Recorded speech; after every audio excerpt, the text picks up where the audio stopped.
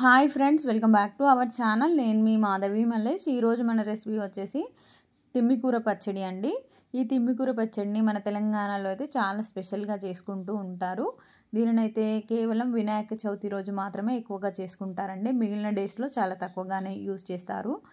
ఈరోజు మాత్రమే స్పెషల్గా మన తెలంగాణలో ఈ వినాయక చవితి రోజు ఈ తిమ్మికూర కర్రీ కానీ లేదంటే పచ్చడి కానీ చేసుకుని తింటూ ఉంటారు. దీనిలో ఎన్నో రకాల మెడిసినల్ వాల్యూస్ ఉన్నాయి కాబట్టి ఈరోజు ప్రత్యేకంగా చేసుకుని తీసుకుంటూ ఉంటారండి. నేనైతే ఇది ఆ రోజే చేశాను, కానీ పోస్ట్ చేయడం మాత్రం లేట్ అయింది. చూసారు కదా, ఇలా ఆకులు మొత్తం కలెక్ట్ చేసుకోవాలి. దీనిలోనే చిన్న చిన్న విత్తనాలు ఉంటాయి, అలాగే ఆ విత్తనాలకే ఫ్లవర్స్ కూడా ఉంటాయి. దీనిని వట్టిసెల్ల అని కూడా పిలుస్తారు. దీని యొక్క ఫ్యామిలీ వచ్చేసి వట్టిసెల్లాస్టర్. ఇది కర్రీ అయితే చాలా బాగుంటుంది. అన్ని ఆకుకూరలు తిన్నట్టుగానే దీన్ని కూడా చేసుకొని తీసుకోవచ్చు. లేదంటే ఇలా పచ్చి చింతకాయలు వేసి కానీ, లేదంటే పచ్చి చింతకాయ ముద్ద వేసి కానీ పచ్చడిలాగా అయినా లేదంటే కర్రీలాగా అయినా చేసుకొని తీసుకోవచ్చు. చాలా బాగుంటుంది. కేవలం తిమ్మికూరను ఒకదాన్ని యూస్ చేసుకొని పచ్చడి అయినా చేయొచ్చు, లేదంటే 2-3 రకాల ఆకుకూరలతో కలిపి కూడా ఈ పచ్చడి చేసుకోవచ్చు. ఈ తిమ్మికూరలోకి స్పెషల్గా ఏం చేస్తారంటే పచ్చి చింతకాయలు మాత్రమే యూజ్ చేస్తారండి. చింతపండు, టొమాటో ఇలాంటివి యూజ్ చేయకుండా పచ్చి చింతకాయలు యూజ్ చేస్తే టేస్ట్ చాలా బాగుంటుంది. ఈ విధంగా కూడా ఒకసారి చేసి తీసుకోండి. ముందుగా ఒకసారి అన్నీ క్లీన్ చేసిన తర్వాత శుభ్రంగా కడిగేసిన తర్వాత వేడి నీళ్ళల్లో వేసి ఉడికించుకోవాలి. ముందే వాటర్ని కొద్దిగా బాయిల్ చేసామంటే మనకి ఈ లీవ్స్ తుంచి కడిగేసరికి వాటర్ బాగా బాయిల్ అవుతాయి. ఇలా వేడివేడిగా ఉన్న నీళ్ళల్లోకి వేసుకొని 2-3 నిమిషాలు లో ఫ్లేమ్లో కలుపుకుంటూ ఉడికించుకోవాలి. చూసారు కదా, ఇలా బాగా దగ్గర పడేంత వరకు ఉడికించిన తర్వాత స్టవ్ ఆఫ్ చేసుకొని వేరొక బౌల్లోకి వేసుకొని నీళ్ళని సపరేట్ చేసుకోవాలి. ఇలా ముందుగానే ఉడికించి తీసుకోవాలన్నమాట. మన తెలంగాణలో అయితే ఈ విధంగా చేస్తారండి. ఈరోజు వినాయక చవితి రోజు ఇలా చేసి తీసుకుంటూ ఉంటారు. చూసారు కదా, ఇందులో ఏమైనా మెడిసినల్ ప్రాపర్టీస్ ఉంటే పోతాయని ఏమీ అనుకోవద్దు. ఇలా చేయడం వల్ల ఈ ఆకు పసరతనం అంతా బయటికి పోతుంది తప్ప మెడిసినల్ ప్రాపర్టీస్ ఏమీ లాస్ అవ్వకుండా ఉంటాము. ఇలా చూపించినట్టుగా వాటర్ మొత్తం డ్రైన్ అవుట్ చేసిన తర్వాత మిగిలిపోయిన వాటర్ ఇంకా ఏమైనా ఉంది ఆకులో అనిపిస్తే చల్లబడిన తర్వాత ఇంకాస్త పిండినట్లయితే వాటర్ మొత్తం డ్రైన్ అవుట్ అయిపోతుంది. ఆకుకేమీ వాటర్ లేకుండా ఇలా పిండేసుకోవాలి. ఆ తర్వాత దీనికి కావలసిన పచ్చిమిర్చిని సెట్ చేసుకొని అలాగే పచ్చి చింతకాయలు కూడా తీసుకోవాలి. నా దగ్గర ఈసారికి అయితే పచ్చి చింతకాయలు లేకపోవడం వల్ల ఇలా చింతకాయ ముద్ద ఉన్నట్లయితే యూస్ చేస్తూ ఉన్నాను. ఇది కూడా చాలా బాగుంటుంది. పచ్చి చింతకాయ ముద్ద అయినా వేసుకోవచ్చు, లేదంటే పచ్చికాయలు ఉన్నట్లయితే పచ్చి చింతకాయలను కూడా యూస్ చేసుకోవచ్చు. ఇప్పుడైతే స్టవ్ ఆన్ చేసుకొని ఒక వెడల్పాటి ప్యాన్ పెట్టేసుకొని దీనిలోకి 3/4 పావు వరకు ఆయిల్ని వేసాను.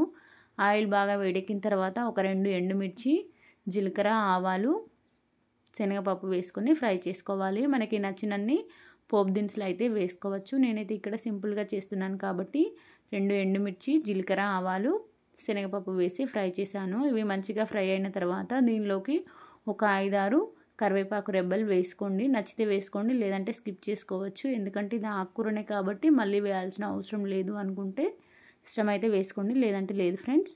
చూసారు కదా, ఇలా మొత్తం ఫ్రై చేసిన తర్వాత కావాల్సినంత పసుపుని కూడా యాడ్ చేసుకొని ముందుగా డ్రైన్ అవుట్ చేసి పెట్టుకున్న తిమ్మికూర ఆకులని వేసి ఆయిల్లో మంచిగా ఫ్రై చేసుకోవాలి. ఇలా ఫ్రై చేసేటప్పుడు కాస్త ఉప్పు వేసామంటే తొందరగా ఉడుకుతుంది. తిమ్మికూరని ముందే ఉడికించడం వల్ల ఇలా ఫ్రై చేయడానికి చాలా తక్కువ టైమే పడుతుంది ఫ్రెండ్స్. ముందే నీళ్ళు మొత్తం వంపేసి తీసుకోవాలి. ఏమైనా వాటర్ ఉన్నట్లయితే ఇది ఆయిల్లో ఫ్రై అవ్వకుండా నీళ్ళల్లో ఉడికినట్లుగా ఉడుకుతుంది. ఇలా మొత్తం ఫ్రై చేసిన తర్వాత గ్రైండ్ చేసి పెట్టుకున్న గ్రీన్ చిల్లీ పేస్ట్ని కూడా సరిపడినంతగా వేసుకోవాలి. మనం ఆల్రెడీ సాల్ట్ వేసుకున్నాం కాబట్టి చూసుకొని వేసుకోండి.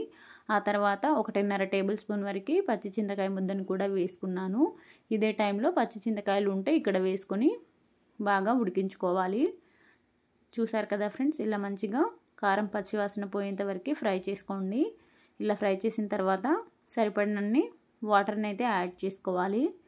ఇలా వాటర్ వేసి ఉడికించామంటే పచ్చడి చాలా బాగా అవుతుంది. అదేంటి పచ్చడిలో వాటర్ పోస్తారా అనుకుంటున్నారు కదా, మేము చేసేది అయితే ఇలాగే ఉంటుంది ఫ్రెండ్స్. ఎందుకంటే ఇక్కడ నేను పచ్చి చింతకాయలు వేయలేదు కదా, సో అందుకోసం అయితే పచ్చి చింతకాయ పేస్ట్ని అలాగే గ్రీన్ చిల్లీ పేస్ట్ని వేసాను కాబట్టి కాస్త వాటర్ని వేసి ఉడికించుకోవాలి.